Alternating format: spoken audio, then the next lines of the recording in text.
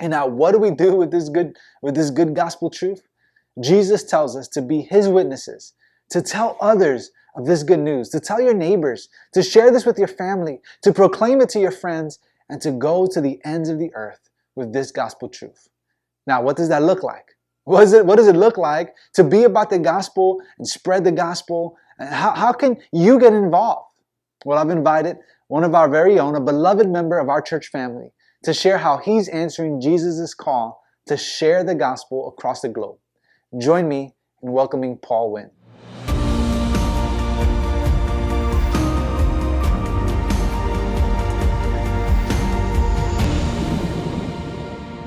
Well, I'm super excited to have Paul here. Paul, thank you so much for taking out some time. Thank you. I love it. To talk with us and just to answer a couple of questions. And so I'm sure everybody's really excited to be able to hear a little bit more about what you're doing and what it looks like for you to share the gospel on a global scale. So that's the first question for today. What are you doing to share the gospel on a global scale? So about 4 years ago, my business partner and I, we launched a new ministry.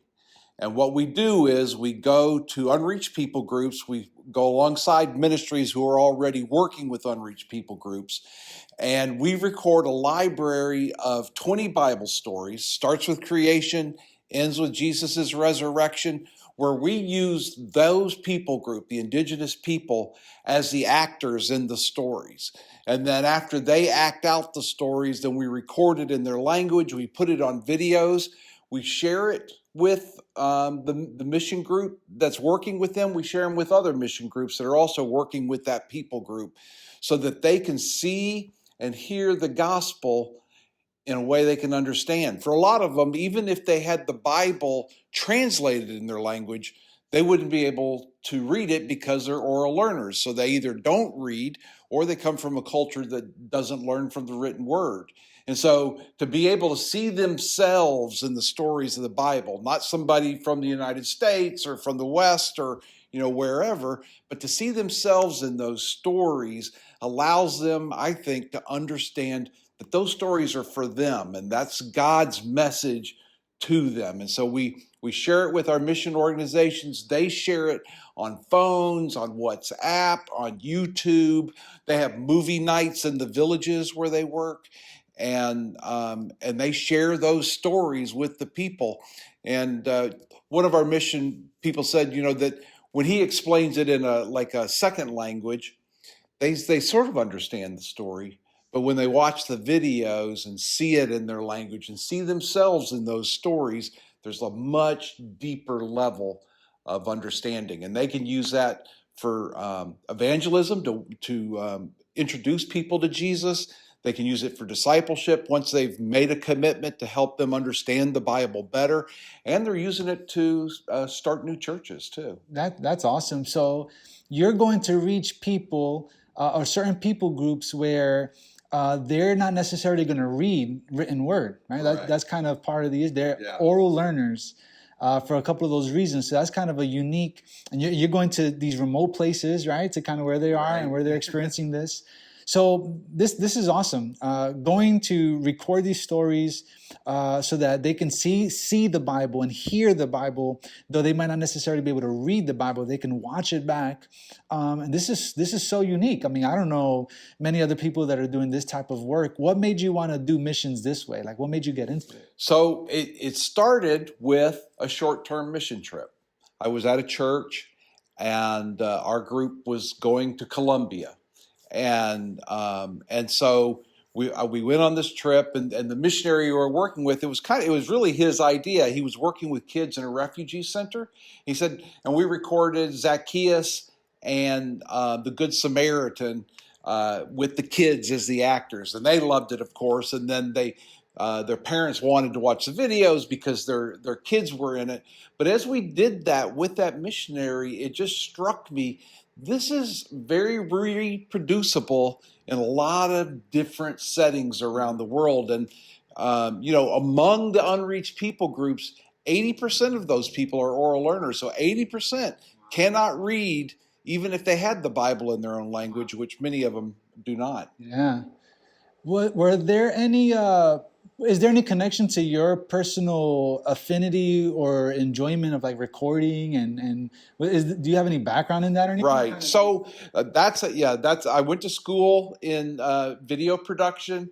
I worked in TV news for 10 years, and then I worked for some other mission organizations doing video production. And that's what this missionary, there were two or three of us that had a skill in video production. And so when he heard that, that's where he came up with the idea. And for me and my business partner, it's just been a great opportunity to take the skills that God has given us and to really use them in an eternal kind of way. Yeah, I love seeing,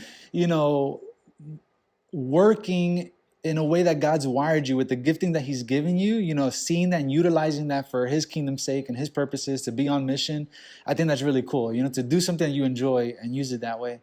Well, I'm sure people are curious. They want to know, what is an experience like? You got a trip that's coming up like super soon. Right. So, so what's it like? What's it like when you travel, when you go to these places? You're on, flights, long period of time. What are your experiences like? Well, tomorrow I'm going to Kenya in Africa, and so I'll fly from New York to Europe, and then Europe to Nairobi, Kenya.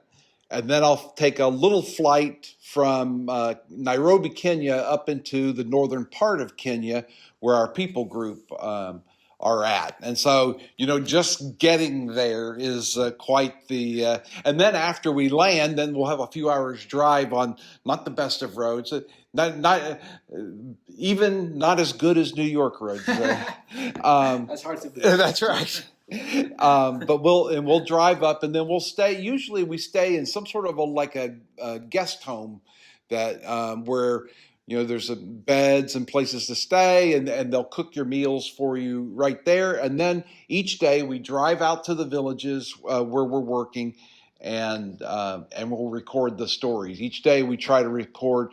We'll be recording for 4 days. We try to get 10 stories done in those 4 days. That's awesome.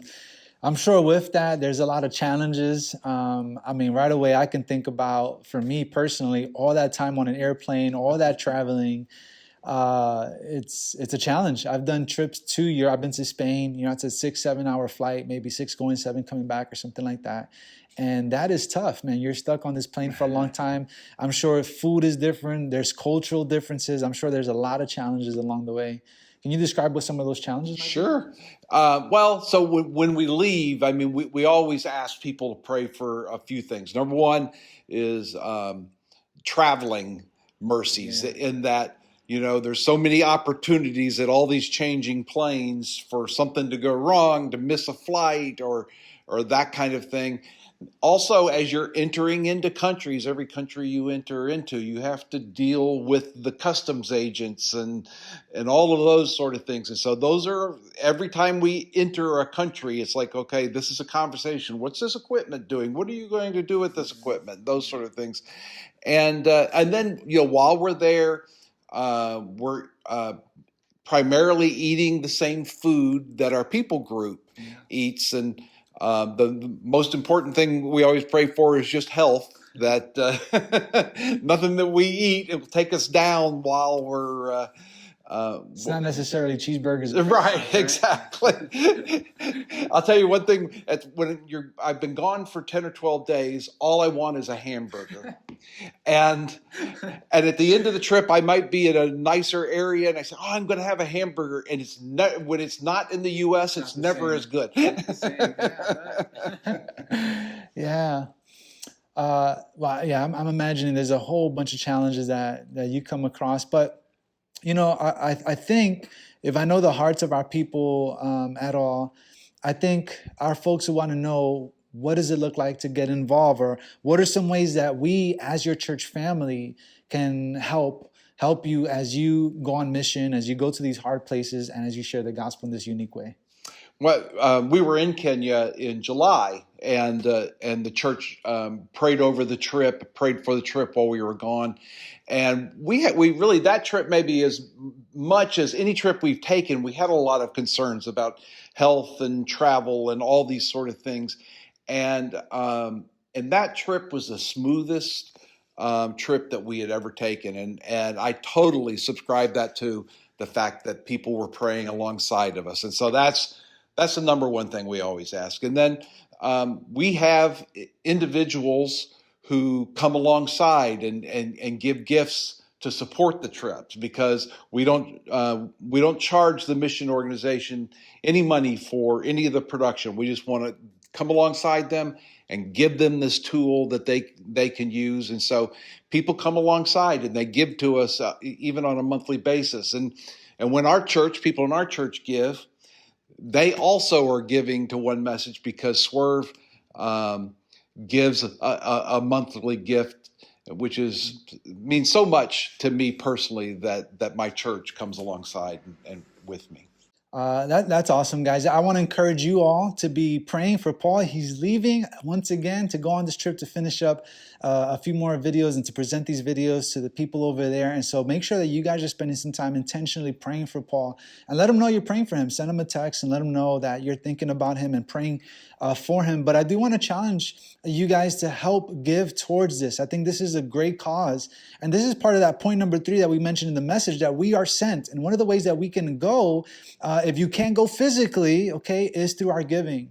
One of our values as a church is that we will lead the way with a rational generosity, because we truly believe it is more blessed to give than it is to receive. And so here's my challenge for you guys on this Mission Sunday is to give, okay? You can give through Swerve Church, and if you want to, we want to bless Paul as he goes on this trip, and I definitely want to encourage you to do that. But maybe there's somebody that wants to just, like on their own, wants to support One Message .tv. How can they do that, Paul? You just go to the website, onemessage.tv, and you can click through. You can see more images about what the ministry is doing, and you can definitely click onto the pages to give. And we have all the ways to give. I definitely want to encourage you guys to do that if the Lord's leading you that way. Otherwise, if you want to give a gift today on Mission Sunday above and beyond your regular tithes and offerings, we want to bless Paul and OneMessage.tv as they go out. So I definitely want to encourage you guys. Would you please do that so that we can send them off so you can go and be on mission in this way? Because, hey, we're sent to go into all the nations, into all the world, because God loves everybody.